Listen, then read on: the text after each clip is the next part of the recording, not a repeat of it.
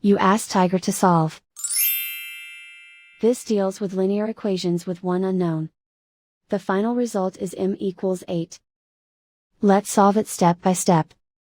Group all m terms on the left side of the equation.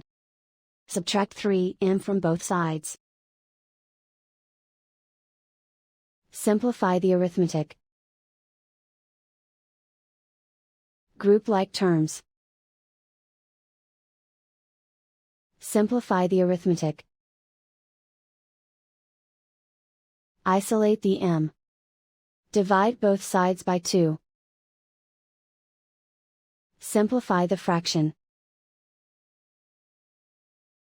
Find the greatest common factor of the numerator and denominator.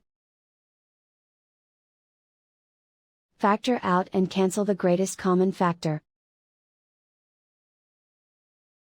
And so the final result is m equals 8.